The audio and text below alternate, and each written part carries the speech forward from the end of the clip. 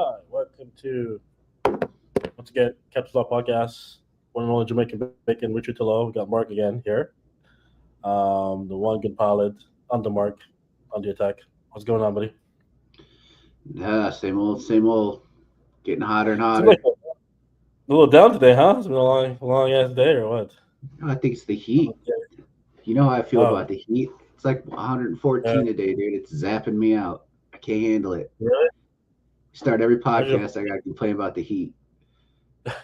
That's not Sucks. good because we're about to do our event, and I'm really dreading. I have a crew, somewhat crew, like this drone racing event. We're about to pop out on June 28th. Uh, Raw's Dreams at starts at 10 a.m. and we got to set up before. But man, I'm kind of concerned here with this heat. I'm not doing this again. So we probably won't ever do this particular event again. We'll probably do the October event, but not this event. Well, you got You me know. working it, so I hope you got me in an air conditioned room. Yeah, you won't be doing the labor. On the You be sidelines work complaining. you be in the tent. And we'll have some small. It's only a relatively small tent. We'll have some AC units in there to cool people down and whatnot. So um, yeah. Anyways, let's see. Today's June 17th. It's around 8 p.m. Dallas time. So that's probably going to go down pretty soon here. But anyways, before we're on before we got on the podcast, we went live. We're talking about I tend to DoorDash probably too much because I'm always traveling. Uh, I DoorDashed a Shake Shack. Shake Shack, if you want to sponsor a podcast, let me know because I well I had it yesterday. I had the this a cheeseburger because I like my stuff simple. Excuse me, Yeah, as I see you like a 4-year-old. huh. No cold food, no cold food. Just a cheeseburger, no veg. Yeah, dude, that's how I You're do like it. a child. That's how I do it, dude. Like when I get my burger, I open that second wrap. Like, where's your vegetables on here? Throw all the vegetables off, the tomatoes off. God, I don't know. you're, I wish I. Huh? you're the kind of person that put ketchup on a hot dog. What? What do you mean? You're supposed to put ketchup on a hot dog. No, you're not. Not after What the age the of hell, 10. man? Once your Huh? age reaches double digits, no more ketchup on a hot dog. That's for a What do you four put year on a old. hot dog? What do you put on a hot dog? Reddish? Anything but ketchup. Mustard, relish is fine. Kraut is fine. Chili is fine. Mayo, you can do mayo if you want to do mayo. Mayo. But ketchup, Wow. man, all you're eating is sugar. You're eating a sugar dog. Yeah, pretty much. Yeah, I'm very simple on my when I like I said I don't like to do new stuff when I'm hungry. So if I get like something, I generally get the same thing. Generally, you know, for the process when it's dinner time. Very simple: steak, chicken, simple. And then if I do order something like I got the Shake Shack yesterday for dinner, and I had the burger and it was good. So if it's good, I probably get it the next day somewhere like that. But usually it's not as good the next day. So I got it today again. Let's see what happens. But I don't like to try new stuff when I'm hungry. But I do like trying new stuff like when it's time to like explore. Like when you're not hungry. You're going to a restaurant and all that stuff, and you sit down and you're exploring. Um, I like to try new stuff, but yeah, don't like cold food. So I don't like my warm food mixed with my cold food. So if I have like a warm meal and it's some cold ass lettuce on my warm meal, it drives me crazy. Like a, That's a, a cold tomato on my perfectly warm smoky burger makes no sense to me. that's just that's a shame. I Yeah, think you're missing out. But probably. to each their own. I suppose you wanna. I can respect that. You gotta do what your taste buds want you to do. To Europe. Yeah. Anyways, today should be a good podcast. We've been going live on several social media platforms last few episodes. I think we just added Facebook today, the Captain Looks Facebook. So if you're watching, let's see if there's a chat here. Let's see if there's anybody. I'll show up. You can put on a Yeah, chat. So we'll show up on the full of a comments bunch of here. bots like before. Yeah. Well, we have relatively more followers on Facebook. So I think I might have people watch it on Facebook. Oh, hello. Oh, there we go. You can see that there. Let's see what's going on. Oh, you look, check out Facebook. See if we're up on CptsLogs. Let me know. Let's see here. I'm gonna do it. Let's see. I don't follow captain's logs. Are you nuts? No, I was kidding. Yeah. Yeah, it says we're live. Yeah, we're live right Yeah, I see now. it. Yeah, that's funny. We got one viewer, so nobody's watching. Unbelievable. It's all right. Let's We see can how many promote it. see how many viewers I can get. I'll share it. I'm a Yeah. I'm a popular. I'm The what you key is call an influencer. well, the key is to promote it. I mean, you can't expect people to show up, and it's like putting out a movie and the movie's in theater the day, and like, oh, nobody showed up. So right now we're just in the testing phase. So right, I think it seems like it works pretty well on Facebook. But eventually, what we'll do, we'll the week before or a couple days before episode, we'll put out, hey, we're going live at what time, because it changes every time most of the time, so it could be whatever. But we'll see what happens once we do that. But like I said, we should have a good episode today. We're going to talk about. It seems like people are. It's getting to the point where people are getting scared to travel, man. Every day, look in the news, some new some airliners falling out of the sky. What's going Yeah, on? literally. Yeah, Quite literally. that doesn't even make any sense to me. So we're gonna explore the aviation. We're probably gonna go back a little bit and bring you up to date. And hopefully by the end of this podcast, we can your mind get you back on track. I mean, you can't. It's hard to live in modernity without flying anyway. But still, just to ease your concerns here. So let me see. Give me a second as we're live, guys. So we do this live. This is where we are because we can. That's right. Let's see here. We're on. You have to deal with our preparation skills. How's your day today? Did you fly? No, I don't fly in this crap. The only flying I'm Well, doing right now is the blood runs. We go and pick up blood after blood drives and fly blood around. But even that's usually leave at like 5 o'clock in the afternoon. It's like 4 o'clock, 5 o'clock, the hottest time of the day. To mhm. climb into a plane at that point is just horrible, and I hate it. And it's usually up north too. Like the last couple runs we did were to Flagstaff, and that's just flying over the mountains when it's hot. It's just so bumpy, and the winds have When been crazy too. Like the last two times we landed at Flagstaff, it was blowing like between 18 and 20, and gusting up to 30. So we get some good landings in a Cessna 182. in Flagstaff, that was Yeah, the one and yeah. two. How long is that runway? Oh, long enough. Gotcha. Yeah, Yeah, plenty of room. You could land an yeah, airliner there, a small airliner. yeah. Does it cool off when you get up Oh that? yeah, it was beautiful. We went there Thursday. It was perfect. It was awesome. Maybe that's what I'll do for MLDR. We just go north in Arizona, Yeah. which is a little cooler. I mean, it starts to get pretty warm there as well, but this time of year it's still pretty nice. Yeah. What's the temperature now? It's about 6:30 there. Um, it was pretty nice here in Dallas.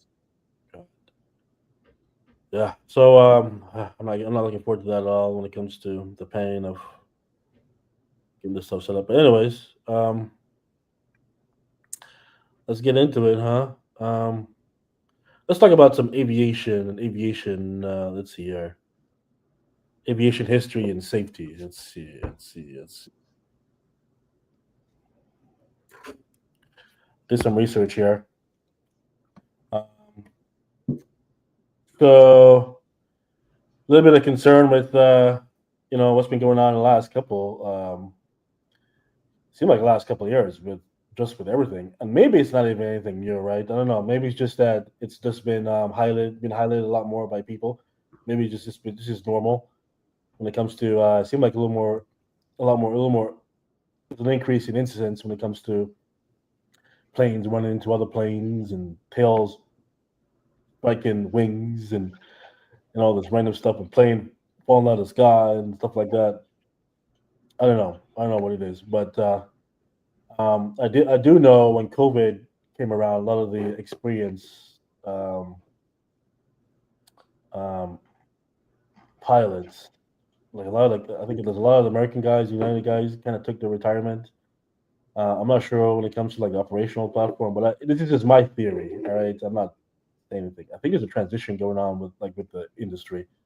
My theory, guys, where a lot of the experienced guys who were running the system kind of like took retirement, and they took their knowledge with them. Then they get a chance to like retrain the new people, and now like the newer people are like learning. It's like trial by error kind of thing, right? They're like, oh, I won't do that again. Kind of thing versus having somebody there, excuse me, to prevent them from doing that kind of stuff, But I don't know. But we'll run through some history and talk about like aviation. We'll just run through some basic time frame and talk about aviation, the age of aviation and safety and what caused what and so forth. But apparently, the 1950s and 1970s is when the jet age like started. What you thought about Mm-hmm. that? Is that true? The jet age began in aircraft like the heavily on Comet and the Boeing 707. Okay, Mm-hmm. Yeah.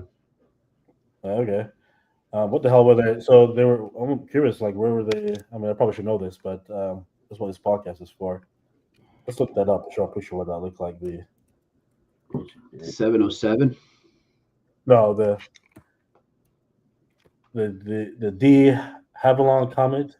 You know what The that is? Havilland Comet. Yeah. Yeah, Had basically like a four engine, like two really small engines on each side, this thing. built into the wing, if I'm correct. Yeah, yeah, you're 100% correct. Let's see here. A little less popular than the Boeing 707, if I do believe, which also was a four engine aircraft with slightly larger Mm-hmm. engines. Definitely larger than the de Havilland ones. But I've never seen a de Havilland on live in person, though. Gotcha. Yeah, me either. Yeah. Yeah. And then as air travel became popular, accidents grew in scale. Early pressurization system failed. Comets crashed. Structural fatigue wasn't well understood, and powertrain hadn't caught up to the complexity of a new jet. Yeah, obviously. Yeah. And Yeah, then right. so there's a lot of accidents in the beginning, but then we figured it out. I think it's like 1980s and 1990s, the rise of human factors and global regulatory platform came into effect, and then we have the new CRM system. All right. Yeah. Yeah. So we'll just run through So I that. So could basically, go ahead. What do you say, something, Mark? I actually I could talk a little bit about the creation of CRM. I don't know what Yeah. you had planned on talking about. We didn't really touch Yeah. very close base before. Jump in it, and then kind of not describe, but if you want to describe the acronym, what it means. Yeah, so I actually did a research paper in college for this, and the big thing about CRM was crew resource management, as you said, Mm-hmm. and that's basically the cockpit team working as a team, right? And you could fill in those gaps here, but at the Yeah. main part of it started in the like around 1978, I think it was the United Flight 1703. It's a DC-8, another four-engine aircraft, McDonnell Douglas, and the crew had gotten so they had left. I think they were going from Portland to Denver, or vice versa, and they were flying, and they were just about on to start an approach, and they were circling. They were putting a hold from ATC, and while they were circling, they were trying to brought the gear down, and they got a gear indication light. The gear wasn't all the way down, and they got so focused on that they didn't realize that they were running out of fuel until they lost an engine, one of the 4 engines. Mm-hmm. If I remember correctly, during the time, one of the crew members was trying to warn the captain, "Hey, we're running low on fuel. Hey, we're running low on fuel," and he kind of went dismissed. And long story short, the plane ran out of fuel and uh, hit the side of the ground, right? Just, I want to say mountain, but I don't think it was a mountain. They hit the side of well, it might have been a mountain. Yeah. So yeah, after that, they realized that something needed to be done for this for crews to be working together and not to be focused on one exact thing. And United Airlines was one of the first to adopt this and actually create their crew resource management program, which a lot of airlines decided to adopt after that. So, as an airline pilot, I think you could probably fill in the gaps from there. Yeah. Yeah. Absolutely. I mean, in a nutshell. Now it's kind of expanded a little bit more. In the beginning, it was like we're talking about crew. We're talking about like flight deck crew, and they expanded it more. Flight deck meaning the cockpit. Can we say cockpit anymore, Mark? How dare you say that one? I say, But I say, I say cockpit. The yeah, flight but deck. yeah. I mean, yeah, whatever. I'll say whatever. But they've expanded it to. Oh, okay. I was watching my the stream here. They've expanded it to a larger overall crew when it comes to the entire aircraft, which includes the maintenance people, the flight attendants, and all that stuff is kind of part of CRM. But yeah, in a nutshell, that's really what it comes down to. Is like back in those days, man. The early 70s, 80s, 90s. The captain was based on, and it's based on culture. But we talk about U.S. The captains were basically in full control, the full authority of the cockpit, the flight deck, right? Which made sense back then because back then you were second in command. You didn't even have like an ATP, right? Right. You weren't even like an airline Right. pilot, right? He was in the left seat. He was. I don't even think back then you weren't even typed, right? Like back then you weren't even typed. Like you were typed Yeah. when you No, I were. don't think so. Yeah, you were typed when you upgraded. That's when you got a type, right? So Right. uh, somebody's commented here. Zion, I don't know who that is. Hello, Zion. But you know what that is? You know what Zion? Nope. Hello, Zion. But yeah, you weren't even typed. You were just second in command. I think you have an SEC rating, um, and the captain was the only one really typed on the aircraft. And basically, you were just there to assist him. What he say, Right. go. Right? You learned, and then when it Right. was time, you upgrade, kind of thing. So back in those days, what the captain say goes, kind of thing, and you just sat there and hopefully he knows what he was doing. And God, I think it's like, and there are certain areas in around the world where it's still like that. There's certain cultures. I think in the U.S. we kind of get away from that stuff. But there's certain regions around the world where it's still like that, man. The captain line you up, Sure. and as an FO, and he's going to do an inspection, and he says, "Let's go." But that is dangerous, right? Well, Especially with I can pause yeah, you go there. ahead. I mean, the Asian pilots that we train now, right? I mean, you train the Asian pilots. We train them here, single engine. They do some multi-engine, and then they get sent back, and they're sitting right seat in an A320, right, or 737, Yeah, with less hours than most people, like probably half the hours, if that, than what you need to just get a flight instructing job nowadays here in the U.S. yeah, yeah. If we go back to like the old days, like in the early 2000s, I would say. Well, actually, probably pre the Buffalo flight, right? What year was that? Uh, 2002. I wrote a paper on that one as well. was that for your degree recently, or Yeah. yeah? So 2002. So yeah, early Uh, 2000. Colgan Air Flight 3407 in Buffalo. Hmm. Oh, 2007s. Okay, a little later. Well, Okay, 3407 was a flight number. 2000. It's 2000. 2009. Okay, yeah, but even before then, you could have gotten on your line with like what I mean, 250 hours commercial, you know, um, Yeah. and that was a normal practice. You were typed. Right? When I got to Envoy, which was in 2000, around the 2013 time frame, I believe, it was like a new thing. Oh, he's getting typed too, right? It was like a new thing. You getting typed in the airplane was a new thing, kind of thing. But anyways, yeah. So they've with that process they learned that we're talking about AI and stuff, but based on the data here, it seems like a lot of these accidents, even today, or incidents, are driven by. I think the first one they said was like pilot error. So top cause of aviation accidents. Let's talk about that. We'll run through some of these stuff, and we'll talk about just run through some details, some data.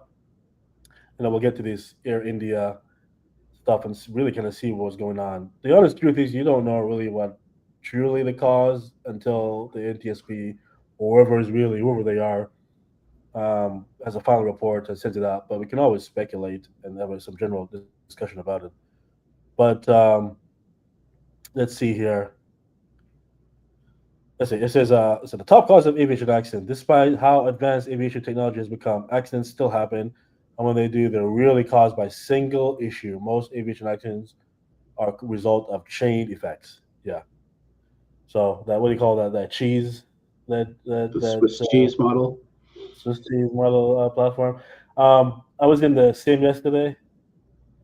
It was actually me and another FO. I was in left seat doing the captain stuff, and we did a loft, and we are told, "How we're just gonna do a loft. We're gonna give you some incidents, and we'll see. We just want to see how you guys react to it, and so forth." And this is a real world incident. The instructor's back there, and he's just observing to see how we react to these things.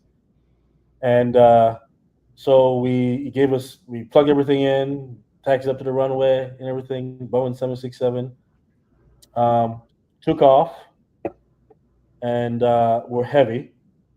The 76 is really bad at this, by the way. I already mentioned this to you that you can take off really heavy on the 76, and it's not like the GA aircraft where the max takeoff and max landing weights are the same, so you just come back around and land right.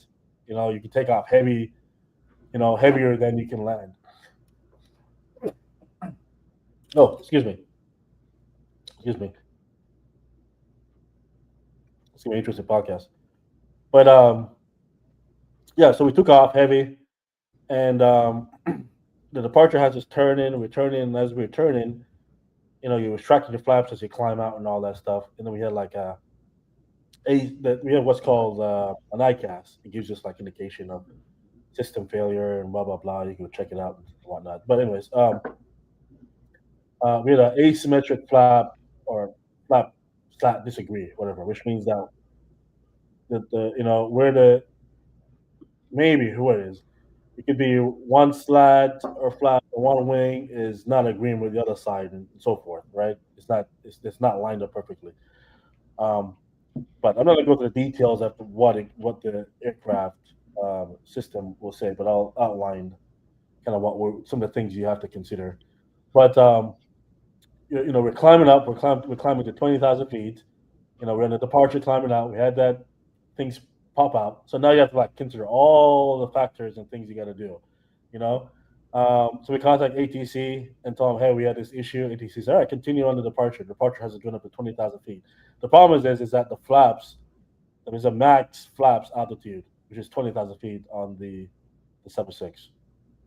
If I get that wrong, guys, 76 guys, I apologize. I'm a little bit Just coming out of different. recurring. Yeah, but so you have to consider that. It's like, do we want to climb all the way up there and deal with that? Do we want to level off at a lower altitude? Can we level off and all that stuff? So we decided to level off, stay close. ATC gives us altitude that clears, um, you know, any kind of terrain and all that stuff.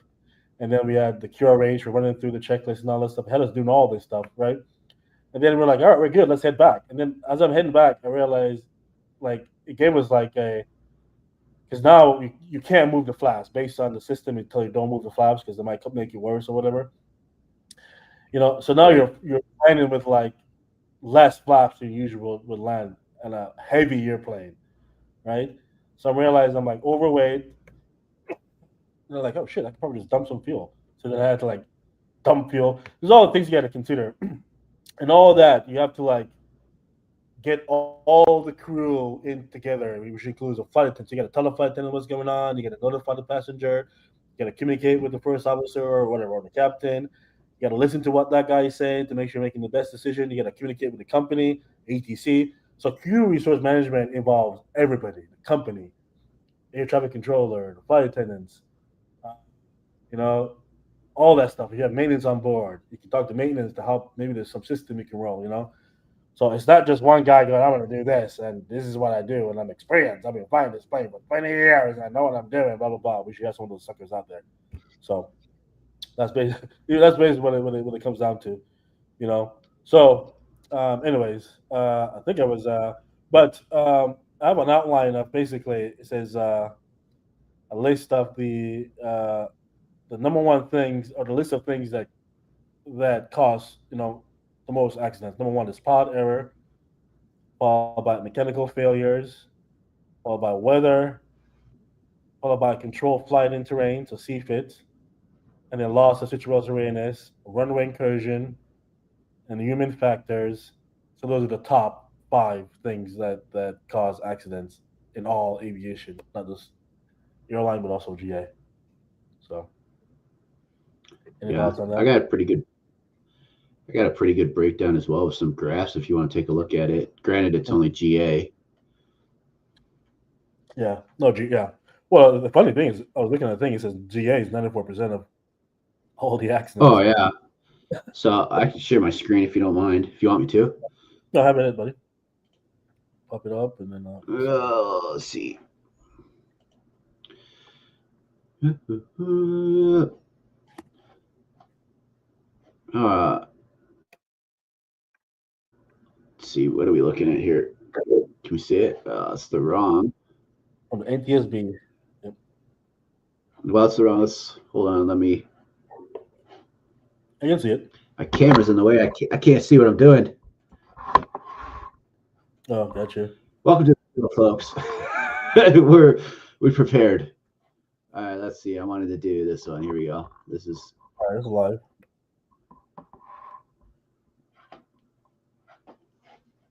All right. Can you see that? Can you bring that up? Yep.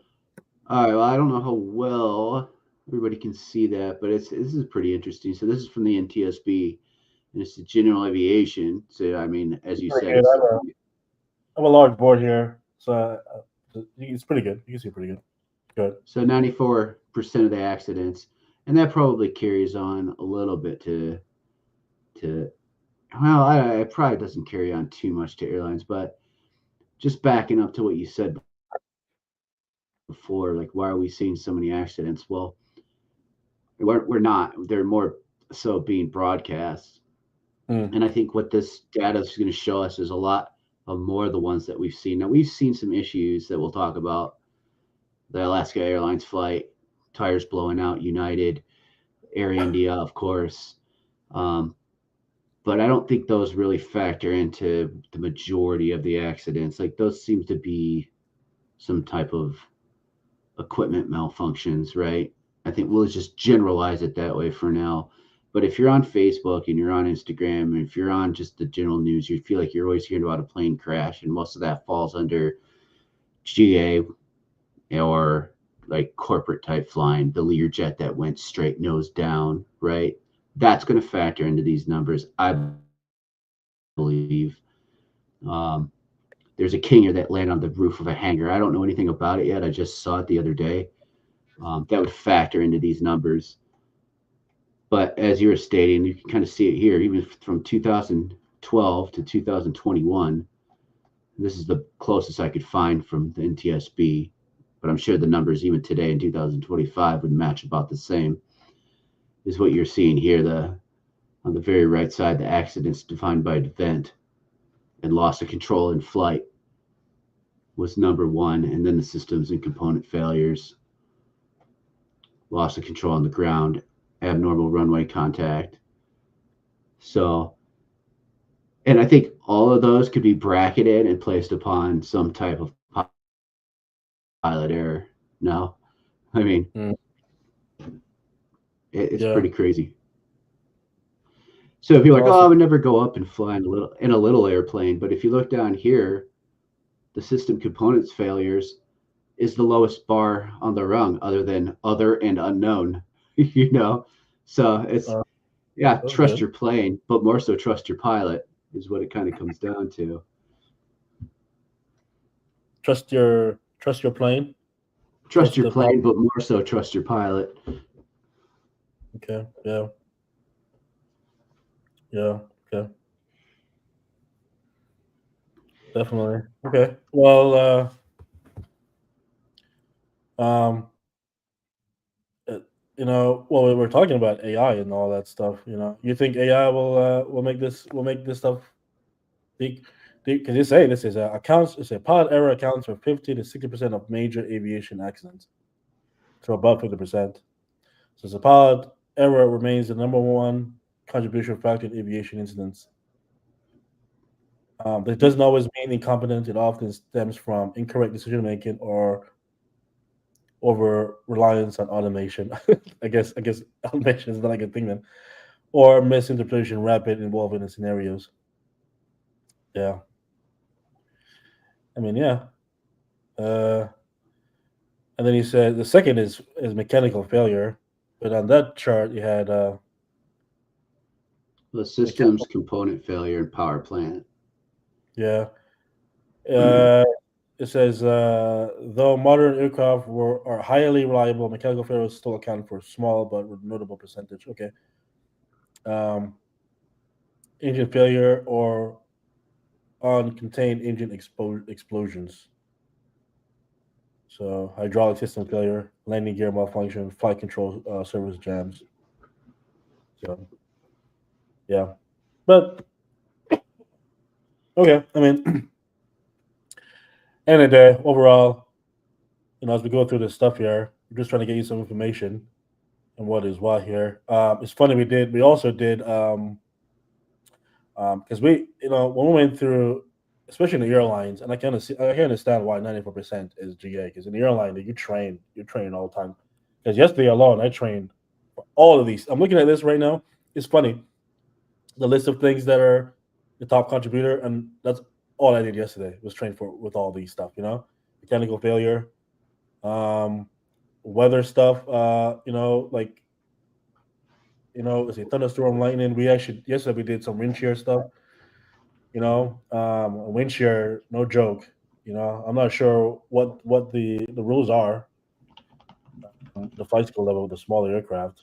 Like, what is the limits on that? Like when you guys go out, are you preparing for a flight, and you're like in the distance, there's some thunderstorm in the distance, or it might be wind shear advisory in effect. What's the rule? What is UND's policy on that kind of stuff? Just in general. well, I won't. Sorry. You passed along your issues to me, bro.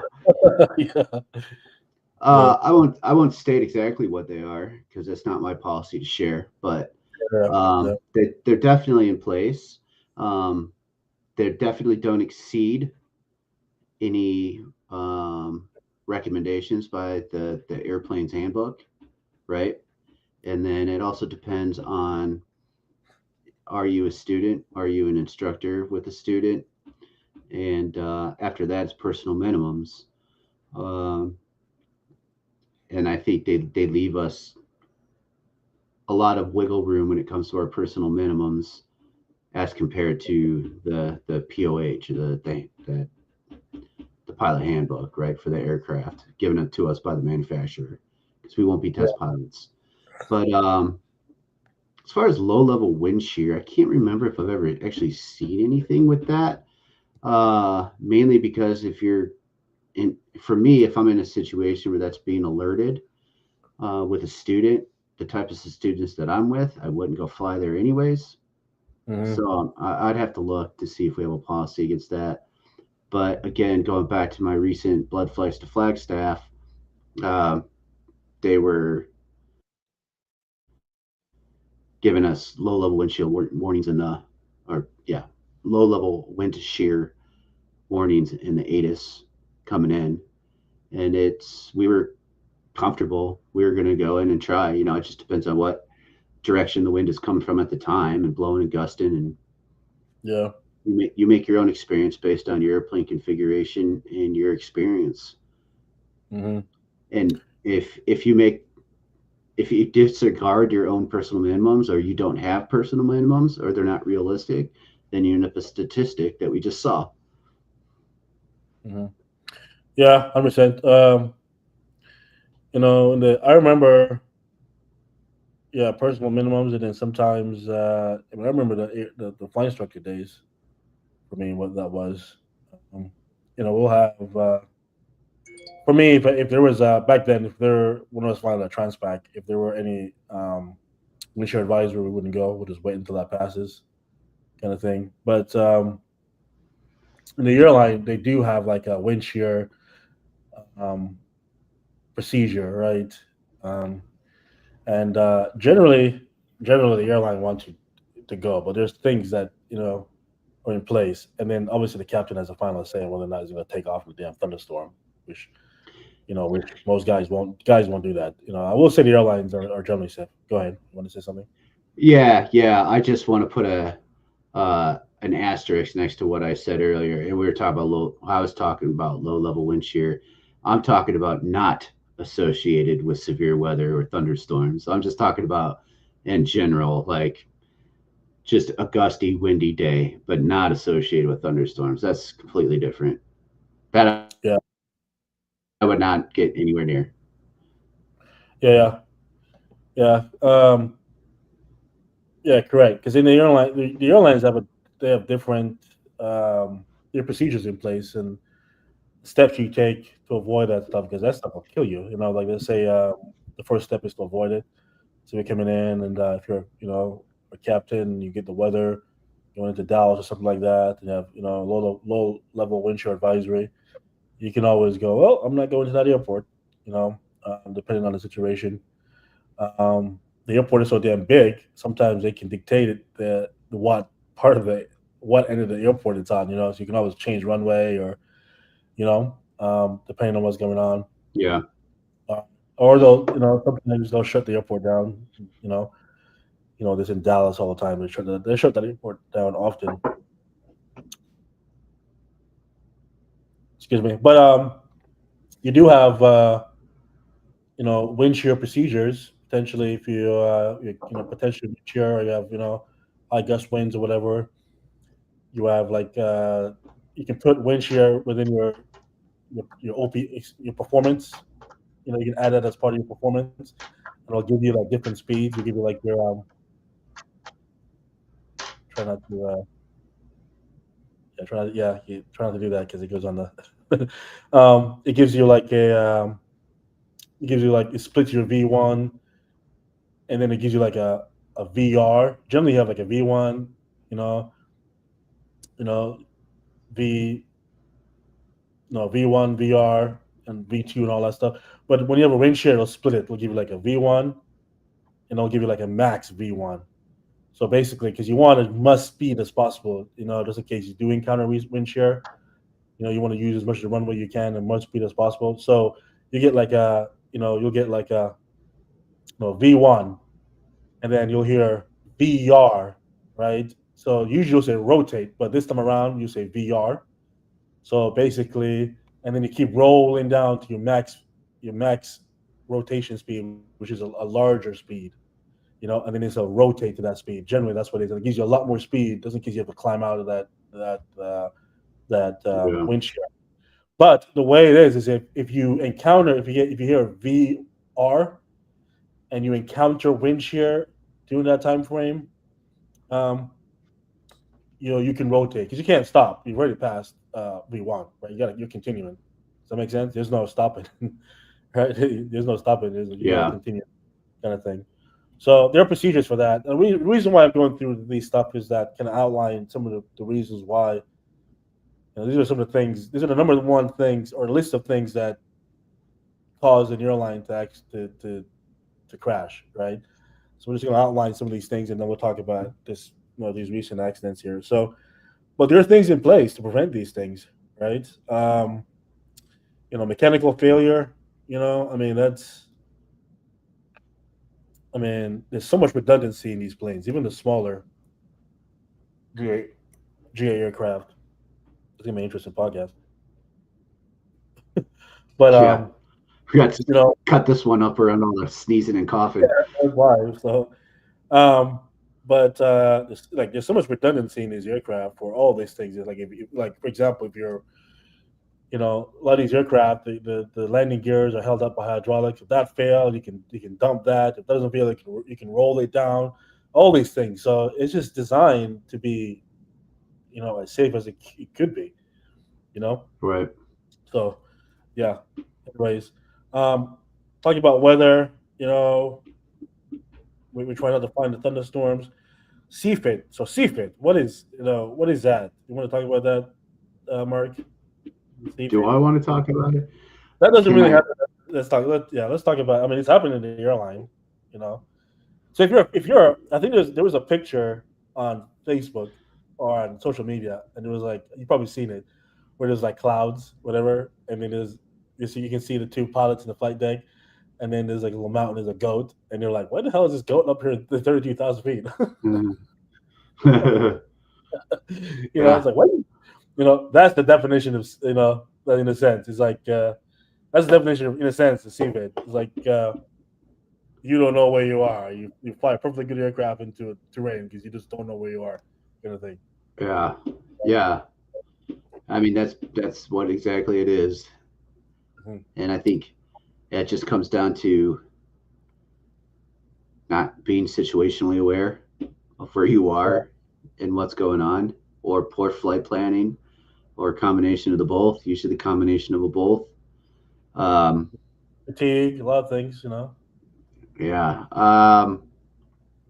Yeah. It's Mhm. sad that that's actually the one of the most common type killers because it could be easily avoided. Yeah, well, yeah, it's interesting how sensory overload. You ever feel that way as a pilot? Well, there's so much stuff going on, Sure. especially in the soup. This is why it's a bad Yeah, or idea. even or yeah, Yeah. even just under the hood. Everybody keeps throwing Oh things yeah. at you.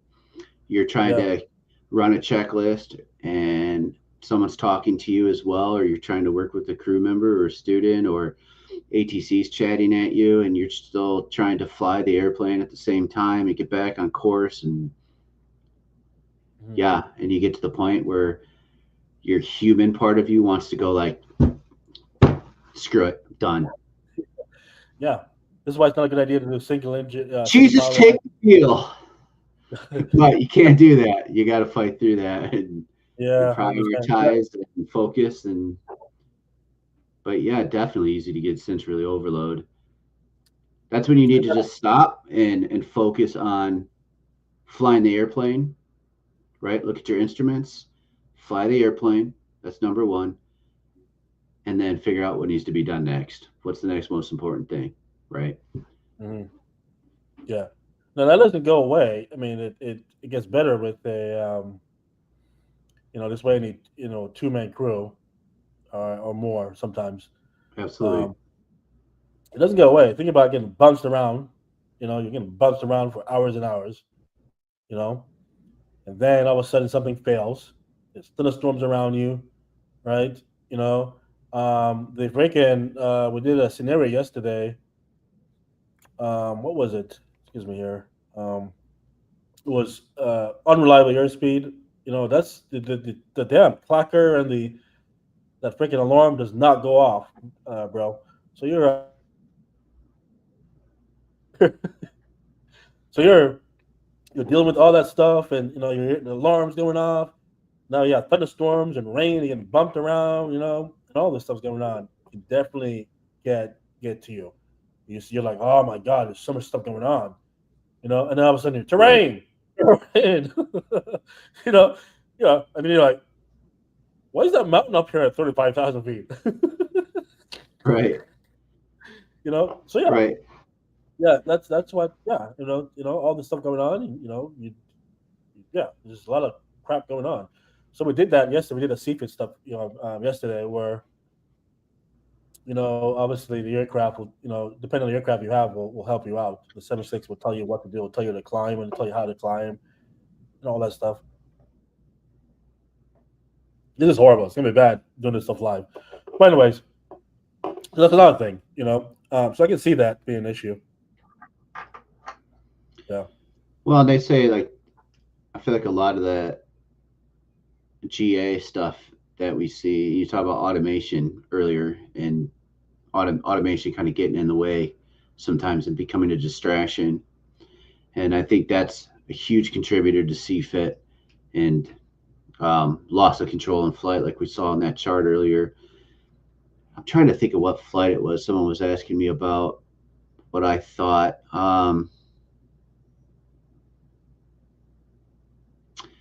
The San Diego flight. There was that Cessna 410 that went down in San Diego. Did you hear about that? Was that recently? No, I haven't heard about it. Okay. Well, yeah, I won't get into that. I'm not one. I don't like to talk about recent crashes. I'm not a huge. I'm going to Yeah, start guessing and talking about stuff. But yeah, anyways, yeah. this particular flight, my first thought was what it looked like to me is people chasing just autopilot. Like pilots just can't live without their autopilot, and it becomes such a big distraction when it's not doing what it's supposed to be doing, and they spend so much time trying to figure out why it's not doing what it's supposed to be doing How about that's when aircraft was it? uh, Sorry. yeah, I don't want to talk about that one, but I'm just talking in general now. Oh, okay. Gotcha. um but they become such a distraction that they're trying to get it set and working that they're, I don't know if they've forgotten how to fly the airplane themselves, or they just not flying the airplane themselves, and that's when you find yourself way below where you're supposed to be or off route enough to where you end up in a CFIT incident, right? Mostly single pilot too, I'd say, when Yeah. that's happening, because no one else is there to watch your back while you're distracted. hmm I think it's. Yeah, it's practical things, obviously. Yeah. Are you trained? Some of these companies they're trained to. That's how it's trained, right? The other pilots designed there to help reduce pilot workload, depending on what you're doing. A lot of these aircraft, are you really flying the aircraft though? A lot of these aircraft flight directory. All you're doing is pointing, aim and point, right? Auto throttles does it for you. You know, so and then if you do turn that stuff off, if you're flying and something happens, you have to explain why you did that. Why did you turn that stuff off? Because that's what it's there for, kind of thing. So in the GA, I definitely get it. As we did because excuse me, guys. I don't know what's going on with my throat today, but you're right though. Like yesterday, like I had to hand fly the airplane. What was it? Like we did like a circling or whatever it is. You're right though. You are right about that. Over dependence on autopilot, 100%. Because I saw it. I've seen it. I'm not gonna say I've seen it, and I'm just gonna say I've seen it recently. And I give you an example of what that looks like, and even like a large airplane, um, where we're doing a circle. It was like we're coming into. It was I think we were Seattle. I forgot where runway was, but we did a ILS into one runway and circle to the other runway. So we turn left and circle right to come around to the opposite runway. Generally, if you can in a jet you build that stuff out. You try to stay within the 3 mile radius because you want to in the visual you want to see. Technically, once you get down, you're down to a visual. It's a visual now, kind of. You're looking to see the airport. If you don't see it because it's a circle, you have to go miss. So you have the autopilot on. You kind of like using the head and select to come around. Um, and you get to like on a downwind, and the guy was on a base, right? He had the autopilot and it was vertical speeding the airplane down. And I'm like I looked over, like, you see the runway, and I was looking at him, making see, like, I was looking at him, making see him looking at the. He wasn't even attempting to look over the runway. He was just focusing so much on the instrument, right? And he had a plan, right? But I'm thinking, like, how can you plan if you don't? You're not even. He's looking at the track, like the line coming out from the runway, and he was gonna kind Yeah. of. And I'm like, wouldn't it just be better just to look at the runway and then just fly to it? Right. you know, but you can tell that he didn't want to do that. He just did not want to do that. And what happens when you do that is that you tend to overshoot the airport when you rely on the automation because there's a delay.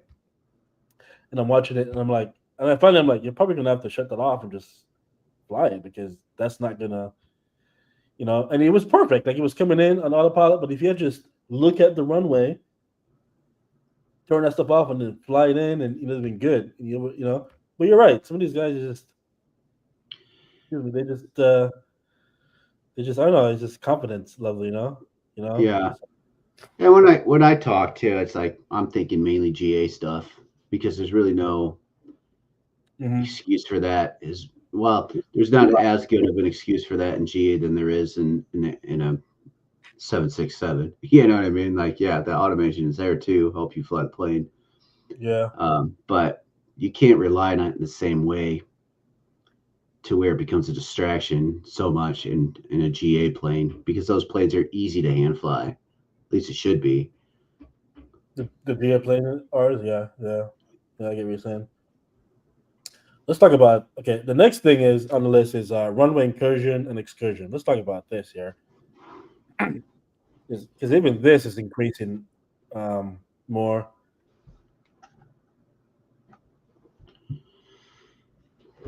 I'll show you a video as we kind of demonstrate this as well.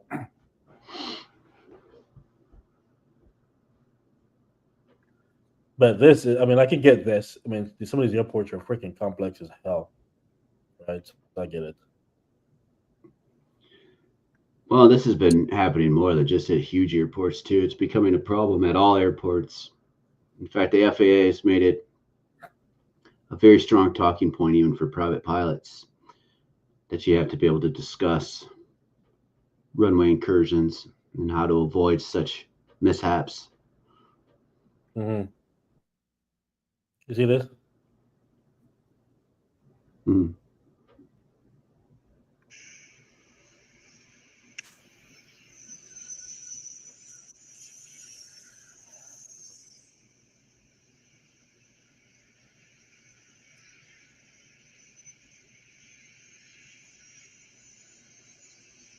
Bro had bro had no idea. Like, how is that possible? Like, how do Yeah. you get to that? How do you get to that level and you're just gonna cross the runway, bro? That's just like, look at this, none whatsoever. I'm just gonna let it go. Who knows? This dude's probably on his fucking min fuel. This guy's going around. Obviously, he's supposed to have reserve fuel. That's why you have reserve fuel, right? But bro has no idea. What do you think happened to him? I don't remember. I feel like I read so many reports on this stuff that I can't hold it Yeah, all in my head anymore. yeah, that was the most recent one, or maybe not. Just that was the most popular one, at least. Hmm. We hear about other airlines like landing. Hey, friend, let's say other airlines landing around runway and all that stuff. So, but that's another one. I mean, you heard about the accident where it was like low visibility. Well, I forgot what accident that was. But it was the most famous one. And the miscommunication with the tower. They talk about this a lot in training when they get to the airlines. There are a few lists of accidents that every airline it's on their list. You can hear it over and over and over. That was the one. I forgot which one it was where it was low visibility and the tower was telling the controller to take off and they couldn't see, and the tower was like, "Hey, I'm not sure." The pilot was like, "I'm not sure where I'm at," and it's like, And he's like, "No, you were here." And Tyler's like, "Well," the pilot's like, "Well, I'm not sure," kind of thing. Anyways, there's a lot of this stuff that it's pretty crazy. Yeah.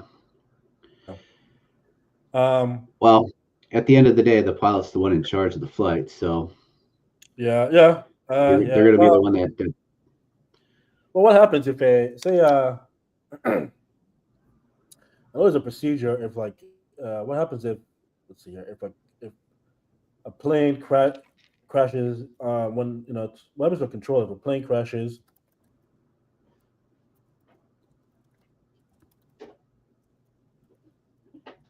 if a plane on their watch. Let's see here. So obviously the first thing is that you have to see control error is found. The first thing you do is you got to go take a drug test. Obviously, temporary remove from the temporary legal lawsuit, criminal charges. Yeah.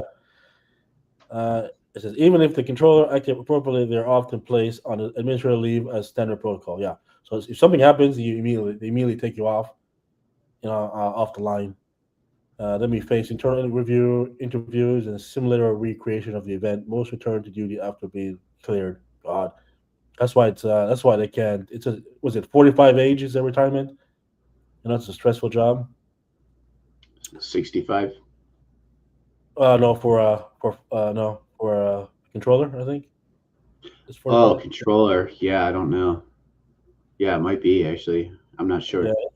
yeah, I think it's 45. Even when not on fault, controllers often suffer from intense emotional distress, especially if their lives were lost. Yeah, PTSD, anxiety. Yeah, definitely. So tough job. Um, so and the human factors. All right, so we went through this list of things that we know generally can, are the leading factors of accidents. So now, as we've done this. Let's go talk about this accident, the recent accident that the Air India stuff. We're just gonna look at it. We don't know anything about it. We don't have any opinions about it. We're not saying this is what happened. We're just gonna go through it and see if we can have some general information based on what we see here, and then that's it. But we're not the ATSB, so but we'll try and be as accurate as we can. But so I'm gonna go through. What have you heard so far? If you don't mind me asking, Mark. Let's see here. Uh, I've heard people talking about the pilot's not getting the gear back up. I've heard people say the pilots didn't have the flaps extended. I've heard people say bird strike. Hmm. Um, you name it, I've heard it. Okay. So it's a lot of stupid stuff, to be honest with you. And for the record, the reason why I don't comment on this stuff a lot is because I absolutely despise people who go on YouTube the day of or the day after and try to break down this stuff with very minimal knowledge. I Hmm. hate that. I can't stand it. There are a few out there that deliver the facts, um, that I will watch and listen to, but um, so that's why I try to be careful of. I don't want to be the one to go out there and start spitting out theories. But like you said, like We we have would to, watch it and just we have share what we know, what we're seeing. well, yeah, we don't have to put out theories. You can see, you can look at the video and see. You can say the gear's Right. down. Um, you know, uh, you can see that stuff. So I'm just gonna go and look at what I'm seeing based on the video. Um, okay, let's look at let's look at what it looks. What's what it looks like with flaps. 787 flaps extension. Is that distinct? Well, it's already been confirmed that the flaps were down The flaps were down. because the flaps were down at the crash site. Okay, all right. So that theory's out the window already. Okay, I don't have a theory. I'm just trying to look at what I'm seeing here. So this is just Captain here about to talk about why the rat charges everything. They're saying the rat was out as well. Is that what you're saying? Well, that's another thing. Yeah, it Another looked like the rat was out. There's two things. I don't know if the NTSB has come out and said that the rat was out, but I yeah. do believe that they saw it at the crash site that the rat was deployed. It does Okay. look like in the video that the rat was deployed, and also if you ever follow, there's a guy's channel, Blanky O'Leary. If you don't follow him, you should. He's one of the very few that I will follow who will just bring you the facts, even if it means he only has a 5 minute video. He will bring you the facts, and that's it. He made a pretty cool video of what the rat sounds like, and you can actually hear it. It almost sounds like what a small like Yeah. piston I know the airplane rat. would sound like because you can hear the propeller moving so fast.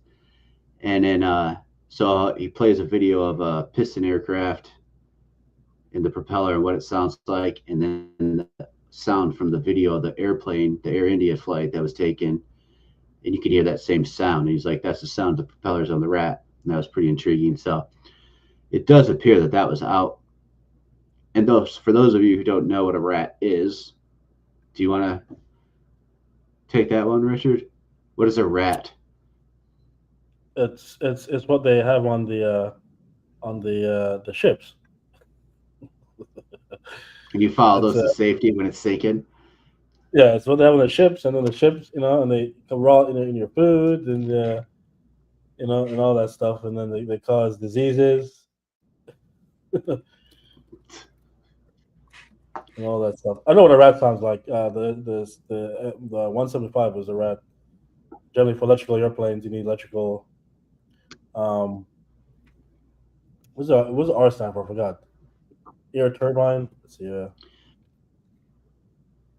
So I'll explain it. So the rat is a ram air turbine, and what it does is when you lose complete power on an airplane, you don't want to lose complete electrical power on an airplane. So there's this little turbine engine that has a propeller on it. It'll drop from the wing, and once that wing is exposed to the wind, it'll kind of feather out into the wind, and it'll start spinning, and that'll start generating electrical power. And what's cool about it is what I just learned is that it's actually a constant speed propeller. So it'll actually move. So it's not to overgenerate too much power, which is pretty neat. I didn't know about that. Our archers that we fly aren't even constant speed props, but this little Well, rat is. so general. It's general. So speaking in general, because some of them are different based on But yeah, yeah. Like Well, at some of least the them. one on the 787 is what I've been reading about. So, Okay. but that'll generate electric power, and you might be able to fill in some of these holes. But I know that the only times that the rat will be deployed is one, if the pilot pushes the deployment button in the cockpit, and two, if the both engines have gone completely out. And I think there's a Yeah. third reason, but I don't remember the third one. So yes, generally, so it depends on what it's for. Some rats are for electrical components. Some are for hydraulic components. Hydraulic. Yeah. So they're different. Depending on the aircraft. There are different reasons the rat will deploy automatically, or you can deploy it yourself as well. So you want to, yeah. So generally, so 7.8. I don't know much about the 7.8 and how that work. I didn't get a chance to look it up, but ideally, usually when both you lose both electrical, and it's not necessarily when they're giving you like a check ride in one of your specific terms, but when you lose like both um, generators, or you lose um, uh, we have alternate electrical power, and then you have I'm going to brain dead here. But there's specific terms that they want you to use here. But generally, yeah, generally when you lose both engine is when the rat will automatically deploy, depending on what system it is and whether or not it's for electrical power or hydraulic power as well. So I don't know. So Which, I know the 780 is a purely electrical aircraft, so that's probably what happened there. yeah, exactly. Exactly. If you lose electrical power, you lose hydraulic power on 787, Yeah. from what I understand. Hmm. That's exactly it. Like if you lose electrical power in the 787, you're a fish floating. You're dead. You're done. Even if you lose both, even if you, yeah, really. So what about the combustion engine? Those are not running anymore. They use as fuel. Yet alternative power Well, still. no, I like all the components. I mean, everything is electric. Like you can't even. Um, so on a 767, if you guys didn't have an AP, let's say your AP was out and you needed to start your engine, how would you start your engines? You can do you can do a cross bleed. You can use the you need a generator on the ground. Well, for electrical, you need a generator on the ground to start it up. You can use the yeah, you need a generator on the ground to start it Can you up. guys do? Can you guys do an air start where they hook the air hose up to the engine? Yeah, Yeah, I yeah. don't think you can do that with the 787. I think the only way to do it was with power. So they usually have to have like they couldn't even start an engine using like the ground power from like the jet bridge. Like they have to bring out a separate cart, something along these lines. I'm not a professional either. Yeah, But it that's takes so much power that the only way they can start an engine is by using power, like electrical power. I don't think they could do an air start. okay. Got you. That's Got just you. like an example of how important electrical power is on that airplane. Okay. Um, All right. So it, my plan was to go through electrical system. The plan was just to go over the. You never want to do that well, stuff. Get in trouble. well, I'm just saying, like if the engines fail, right? This is how important it is to that airplane. Like if those engines fail, this is why it's so important, right? Mm-hmm. Okay. Uh, uh, I just wanted to, and that's okay. If that's the case, I was so that's where I was trying to go to, is to see, um, not to go through the systems because you can't really know that, but go through to see if that's what really happened. Did the pilot decide to like what happened? It is an engine failure that happened to occur. Did they hit a bird strike? And then to see because it still doesn't make any. It's kind of crazy. But and why the hell like both engines? Like why would you lose both engines? Right, Complete complete electrical failure, airborne. Well, yeah. Okay. Weird. Okay. right, right. Yeah, exactly. Yeah, that's the big unknown. Yeah. It's crazy. Uh, I'm gonna go. Let's see here.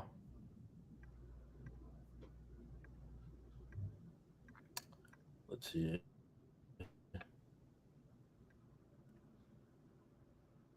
Yeah, I don't want to. Yeah, I try. I just want to watch. I try not to watch these guys. You got a captain here. Everybody's gonna talk about it. I try not to. Everyone missed the missing detail. Here we go. Yeah, I try not to watch these shit much as I can. I just wanted to see the takeoff and then look at it. Um, because a plane can still crash with both engines running. You know, um, Indeed.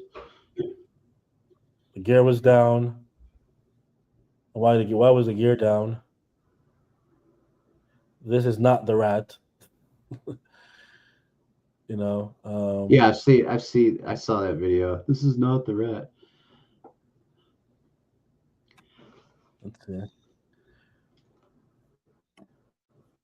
Okay. But as far as like how low the airplane was, like the gear might have been in transition at that point, but would it have been completely up anyways? And then the other I thing don't with the know. gear is the trucks. So the platform that the wheels are on, and I'm sure the 767 is alike, is they're flat on the ground. Sorry, that screws up my screen when I get that close to the lights, but the trucks are designed to be level. And when the plane takes off, there's sensors that will allow the nose gear to come up off the ground, and those trucks can pivot up, right? So the landing gear, all two wheels, or should I say four wheels, stay on the ground flat while the nose gear raises up. And then as the plane takes off, the trucks are supposed to come back into that kind of hanging position where the real wheels of the four are hanging Mm-hmm. down, right? And then as you hit gear up, as the gear up selection is created, then that gear will actually flatten out hydraulically and then go up into the wheel well. Mm-hmm. So it won't just, it's not going to go into the wheel well hanging down on an angle. It's going to flatten out first and then go up. And they said Okay. that they saw that in a portion of the video as it was going down, that the wheel trucks were flat. So as if they were trying to retract them and they stopped midway. Again, this was a theory that I saw, so this is hearsay for me, but if you look at the video pictures, it does appear to be correct that the trucks were flat while off the ground. So it's as if they started to do that retraction and it stops. Okay. I'm looking at a. How do I said it's a 777. No, it's triple. It was a 78. Yeah, 7.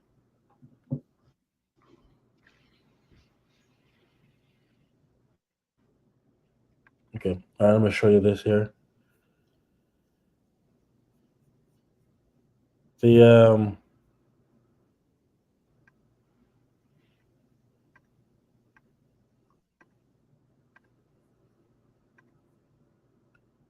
I'm not sure about the 7.8, man.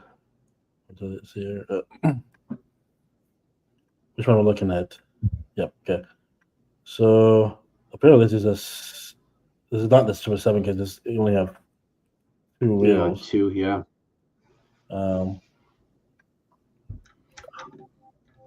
Bro. That's an A380. So it's still. Excuse me. So it's still, if it is a 7.8, who knows? But the wheel opened up and then it That's a, just. Hmm? those trucks are hanging forward down. I never seen it. Well, it's a A maintenance Boeing bay. hanging. So, uh, yeah,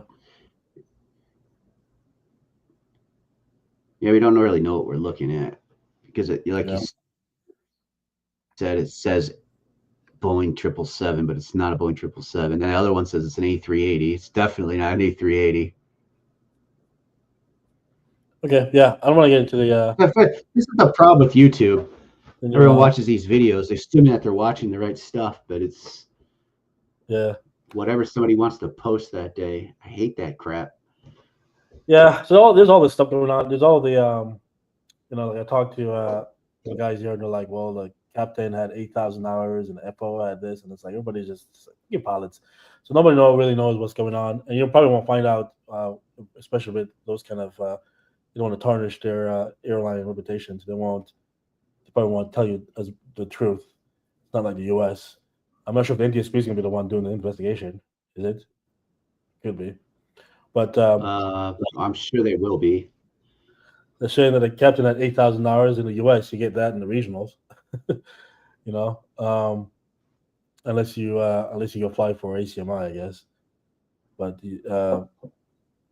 um, and then the FO only had a small amount of hours. I don't know. I don't know what it is, but it is an interesting. It is an interesting the fact that a 787 can just fall out of the sky like that. It takes a lot to program a plane and checklist and everything to get it to the runway. Unless you just running through shit, not doing the checklist. You know, and then unless your maintenance people are just not doing what they're supposed to do when it comes to taking care of the aircraft, it just seems pretty weird. They just fall out of the sky, both Yeah. engines, boom, boom. That that was some of the other things was the wrong fuel loading. There was fuel contamination, fuel starvation, were some of the other theories that were spun out there of why the engine stopped.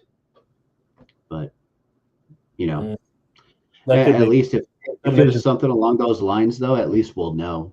I mean, that should be easily reportable once the flight data recorders and all that comes out, right? Yeah. That's yeah. I mean,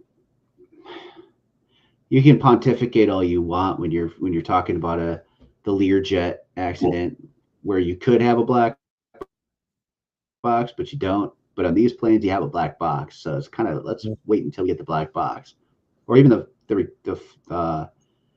cockpit voice recorder, right? Hear what they were saying. What were they screaming about, yelling about, talking about? What was going on in the cockpit? Yeah. Yeah. Yeah. Definitely. Yeah. Definitely. Do we ever find out? Let's see here. What was the other previous accident that happened prior to this one? Let's see. The last major one Yeah. was the 737 Max. Oh, really? Okay. God, Bowen, you're not doing so well, my friend. That wasn't Boeing though. That was Don't matter. yeah, true. Yeah, unfortunately. Bowen, don't worry about it. I'm not talking about you, Bowen. I'm just saying.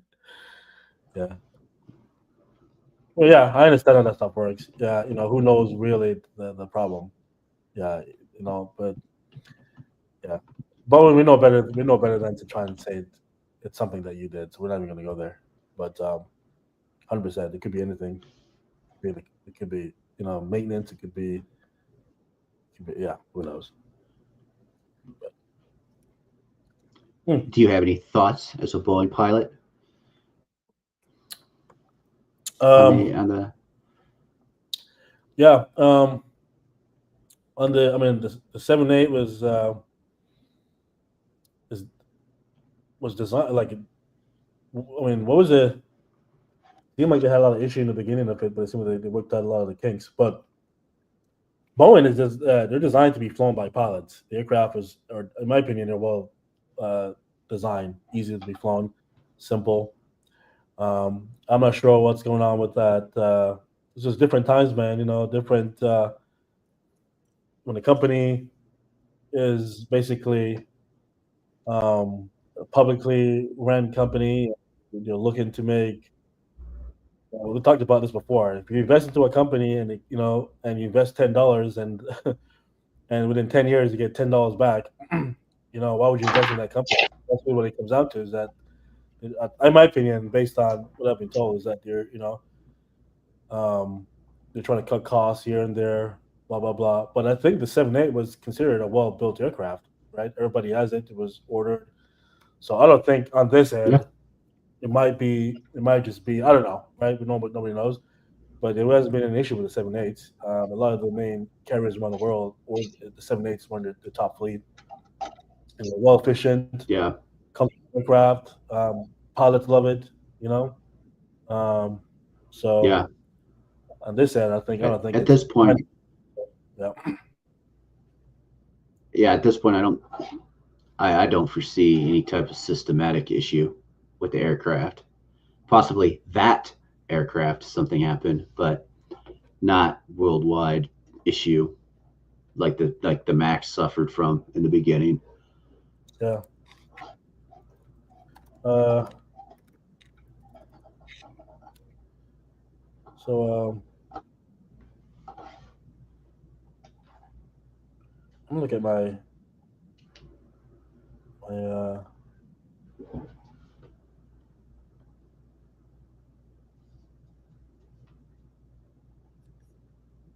hold on here.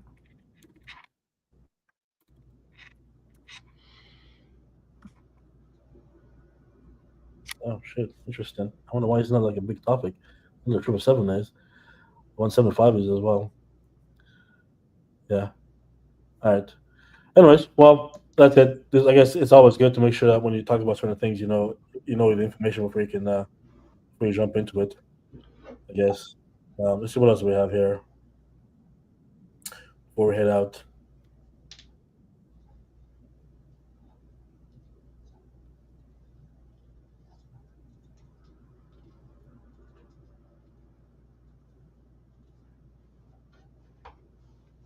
Yeah.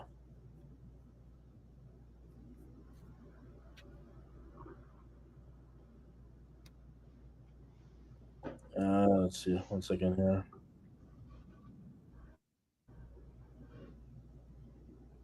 So there's a list of. I wanted to go through this list there. It's pretty interesting. We have airlines with the worst safety records in history. Um, and let's see. I want to make sure. Let's see. 18. That's correct.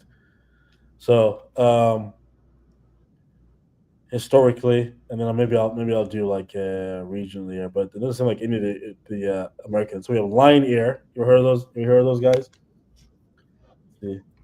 Yeah, they're the first one to suffer the crash at the 737 Max, Oh, really? but I believe they had plenty of issues before that. Yeah. Series of crashes included the JT-60 and the Boeing 738. So man, I wonder what the yeah. So they've already had a long history. Avianca, really, past history improved recently. Nepal, then Iran, Iran,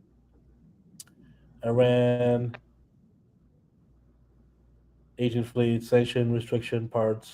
Yeah. So yeah. Most recent airline accidents.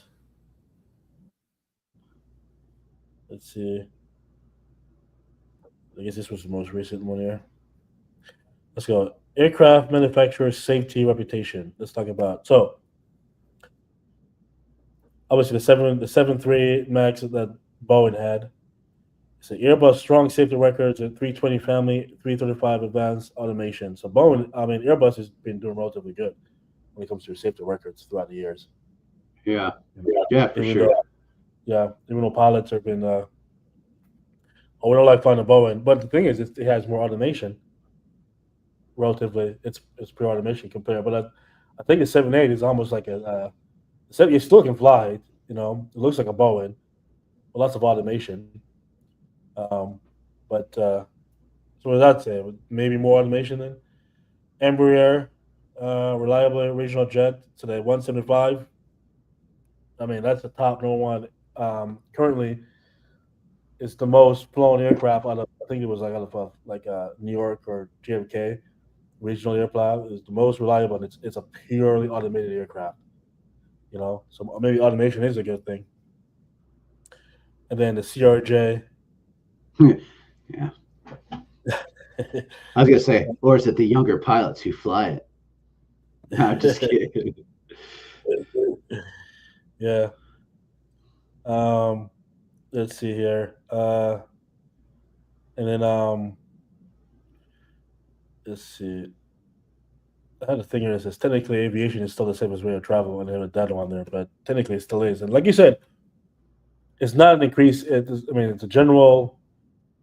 It seemed like it's just more eyes on based on some of the small things, but it hasn't been a big increase of incidents and accidents. It's been generally the same overall. It just is. Yeah, Is I want. Go ahead. I'm sorry.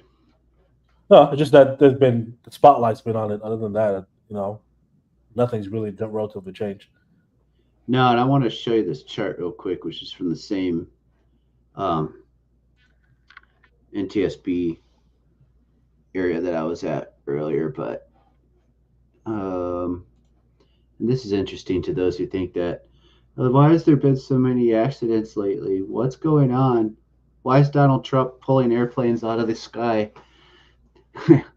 But if you look here in 2025, it breaks it down by accidents per month, right? And this is just accidents, not necessarily deadly accidents Mm-hmm. um, or anything like that. But you could just compare it Mm-hmm. um, to just the previous years, and you could see Yeah. as of now, like even this year, we're basically lower than we have been in the last several years. Mm-hmm. And at worst case, we're about the same at worst case. But over the last 2 years, we're actually like looking better per month on accidents than ever before. Versus you scroll down to, although you can note, you go down to the 80s. If you look at the numbers in 1982, Mm-hmm. that's those are insane numbers. So as you just take June of 1982, there was 340 accidents in June of 1982. So far, there's 34. We're halfway through the month, so I think we're still okay. I mean, we'd all love these numbers to be zero, but and then of Yeah. course GA, right? This is GA and airlines. This is everything. Mm-hmm. Um, but the numbers aren't increased. It's the reporting that has been. It's become an agenda item. Hey, we want to report this. We want people to feel like this is a big story, and tragic as it is, whether it's one pilot or a whole plane full of 50 people or more. Um, this is the same that it Yeah. has been for all these years. So it's just as safe to fly tomorrow than it was You should 4 years. pop up the. I wonder if you can pop up like what it looks like for cars. Right, exactly. Oh God. I mean, it's like it's so silly, but, you know. You get, I mean, your chance of freaking dying on a road in a car is so. I mean, if not, it's so much higher. You know, the people freak out about a couple accidents every so often in an airplane. It's like, come on, Let's see if I can so find anything real quick. so much higher. It's like it's crazy. These numbers are probably in the thousands. Let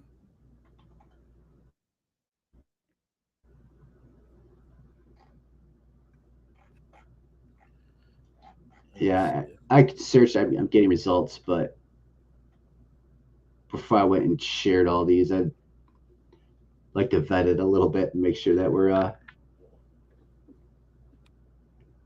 reporting good stuff. So maybe next time we can share that stuff. I actually research it a little bit and give you some true numbers.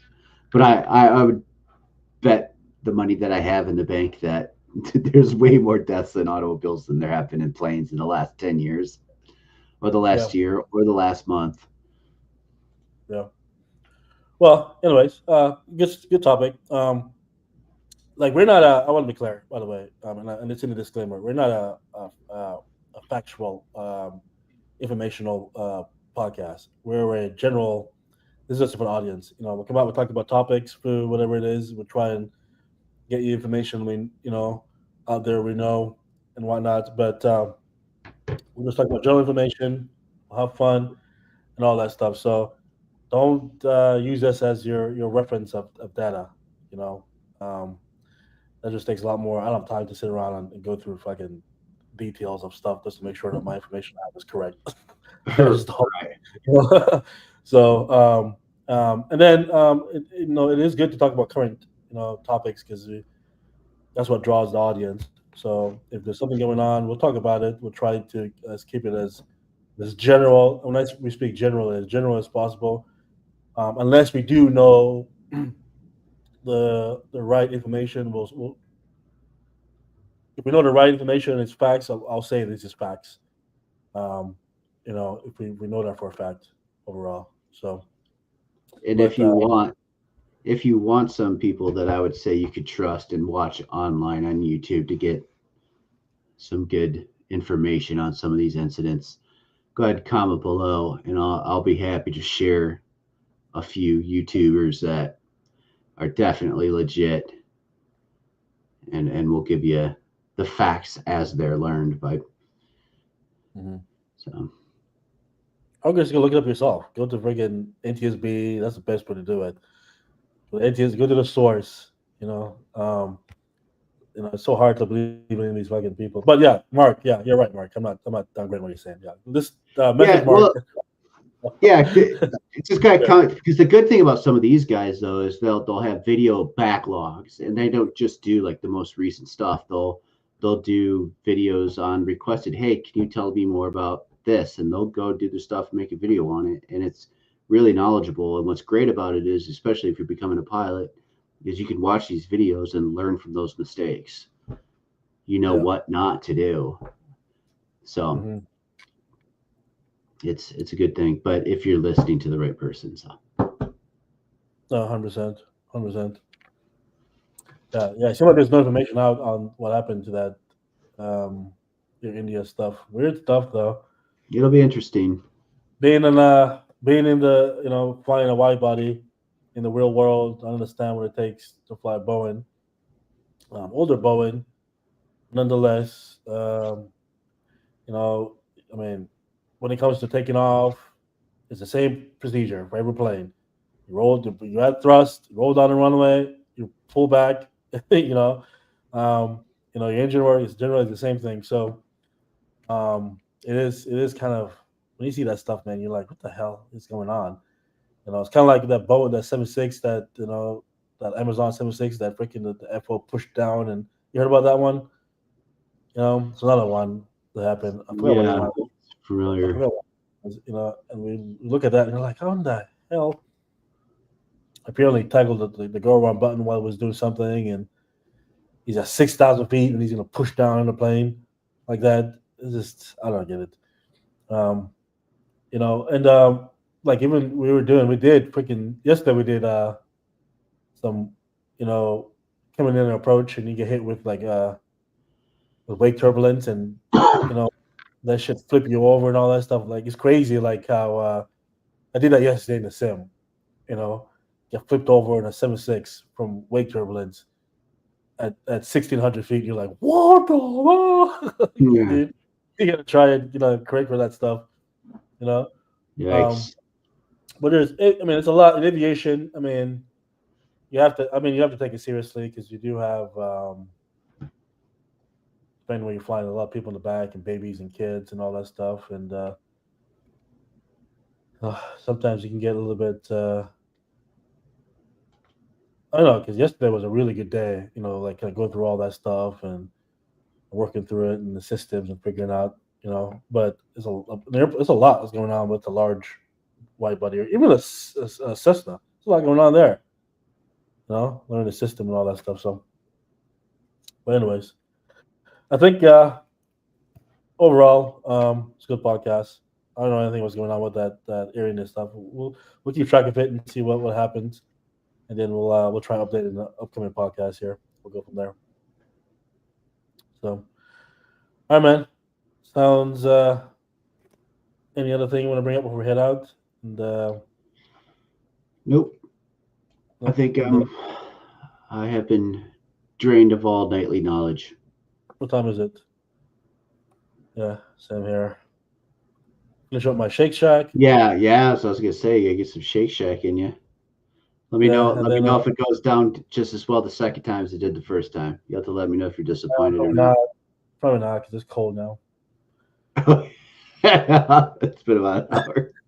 It's always like that. And then I'm trying to get this British guy to come on to do the podcast. He'll be in town on the 23, so maybe we can do it then. But and then I got to start. I got a bunch of people on my list. I got to start scheduling.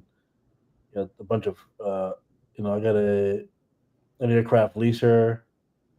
And then there's some other pilots that I have. They're just waiting to be scheduled. So we'll get them scheduled out. And we're live now, so it's funny. So now we're live. You know, it's interesting just to see how things roll as we're live here. So let's not put ourselves in a position where we look like an idiot. we're live. You know, other than that, we should be good to go. But we're on Facebook, YouTube. Like, subscribe. Next episode, I'll put up the time.